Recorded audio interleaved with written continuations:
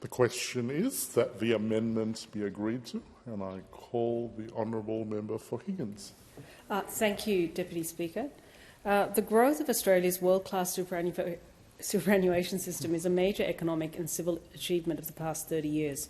While there are shortfalls for some groups that need to be addressed, like older women, for example, Australian wage earners will increasingly finish their working lives with super balances that will allow them to plan for a dignified retirement. Super works together with the means-tested age pension and private savings as three pillars that provide income for retirement. There has not, however, been a broadly agreed purpose for the super scheme, making it possible for variations on the use of the super scheme to be enacted. An example was the early access to super that occurred during 2020 in the early days of the pandemic. While this was of benefit to some participants in keeping up with mortgages and expenses, it was poorly designed and resulted in thousands of young Australians draining their super and effectively losing the benefits of compound interest. This legislation codifies a shared purpose, a true north for super, as follows. The objective of super is to preserve savings, to deliver income for a dignified retirement, alongside government support in an equitable and sustainable way.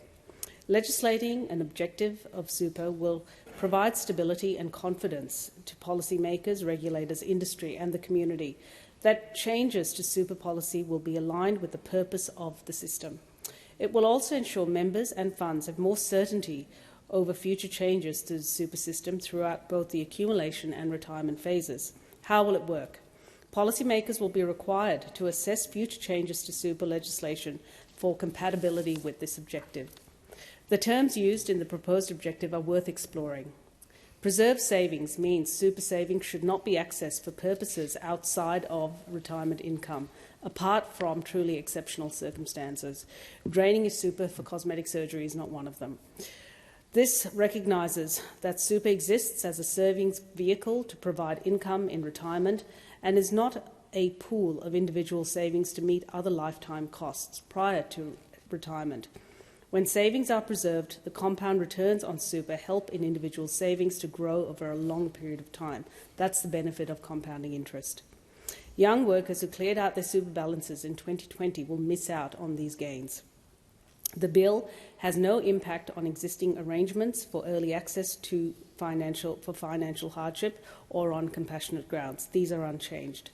Deliver income means super savings should be drawn down to provide individuals with a source of income during their retirement. The focus on delivering income in the objective makes it clear that super is not for tax minimisation.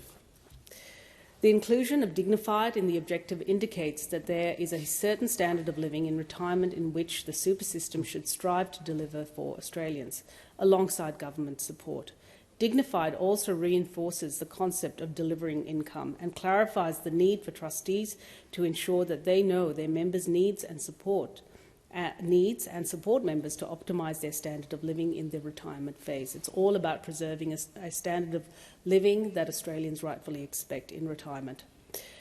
As Australia's super system continues to mature over time, more individuals are expected to retire with larger super balances, but many Australians will continue to rely on government support to achieve that level of dignity.